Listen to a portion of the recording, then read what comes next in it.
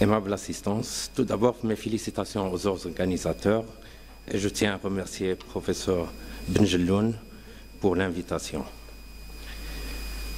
Chers confrères, j'ai le plaisir de partager avec vous les données cliniques de mes 2 cas de TAVI réalisés ici au Maroc, dont le premier était le lancement du TAVI au nord d'Afrique.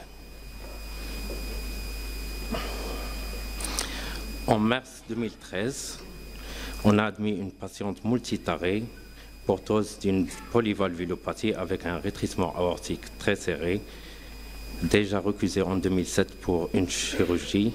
Son Euroscore a été chiffré aux alentours de 20. L'échocardiographie préopératoire montre un rétrécissement aortique très serré avec un gradient moyen à 90 mm de mercure, une surface aortique à 0,4 cm². Ainsi, une valve mitrale très calcifiée avec insuffisance mitrale grade 2, des cavités droites très dilatées avec insuffisance tricuspide 2 à 3 sur 4, sur dilatation annulaire avec une HTAP avec PAPS à 115 mm de mercure, une veine cave inférieure très dilatée à 29 mm. L'ensemble de ces données, l'âge, l'insuffisance cardiaque, l'insuffisance respiratoire et rénale, nous a orientés pour une approche de TAVI.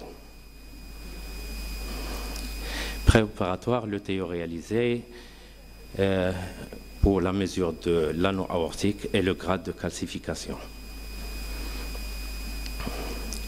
Sur cette image scanographique, les différentes mesures nécessaires pour le TAVI, l'anneau aortique, la distance anneau aussi coronaire et la mesure de la jonction sinotubulaire. L'angiographie a objectivé une artère fémorale tortueuse qui est contre-indiquant la pose par voie fémorale.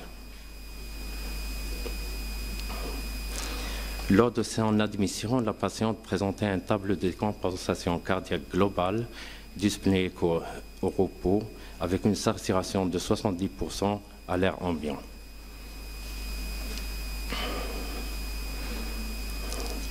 Ce diapositive illustre les différentes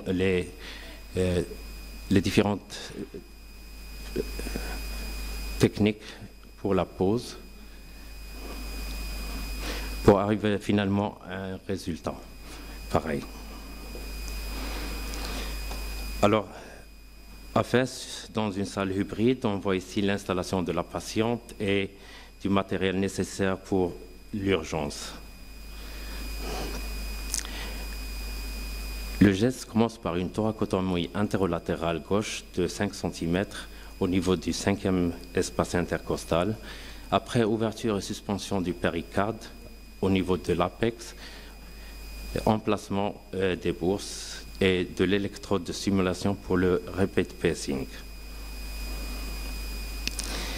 Ici, après angiographie, recherche de la bonne position de la prothèse et après ballonnement, largage de la valve et juste après,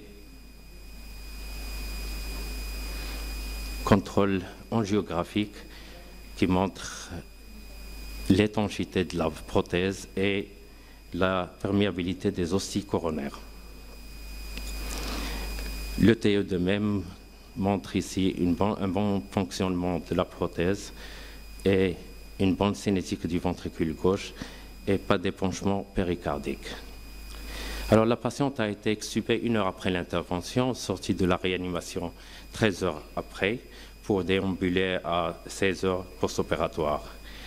Le suivi de la patiente a été compliqué d'une anurie du 1er au 3e jour sans besoin de dialyse, suivi d'une phase polyurique avec régression des paramètres de rétention rénaux à leur valeur initiale, ainsi d'un syndrome dépressif avec refus de coopération, ce qui a nécessité une prolongation de son séjour à la clinique.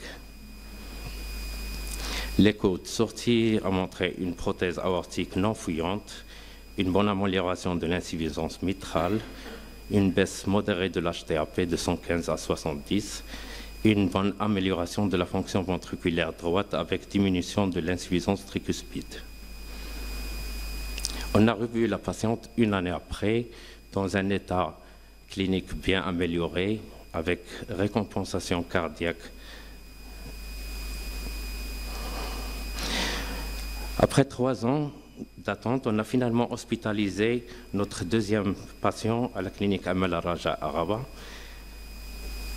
Il s'agit d'un patient coronarien déjà traité par angioplastie qui a développé un rétrécissement aortique avec gradient moyen à 73 et qui avait le malheur d'avoir un anévrisme fusiforme partiellement thrombosé de l'aorte surrénale qu'on voit ici sur cette imagerie.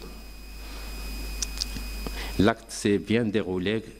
Alors ici notre patient qui est en train de quitter la réanimation au premier jour post-opératoire pour monter les escaliers et joindre sa chambre individuelle. Le séjour du patient était 3 jours post-opératoire et il a quitté la clinique. Après 6 mois, on a revu maintenant le patient. On voit sur l'image une bonne contractilité ventriculaire gauche. Et sur les autres images, on voit la chambre de chasse et la prothèse en position aortique. Et sur cette image, l'étanchéité de la bioprothèse. Alors, on a un gradient moyen sur la valve aortique de 9 mm de mercure et une bonne contractilité biventriculaire. Au total, on a le patient présentait une bonne amélioration de son état général avec bonne récompensation cardio-pulmonaire et plus de troubles rythmiques. Et il se prépare pour une chirurgie endovasculaire concernant son anévrisme surrénal. Merci pour votre attention.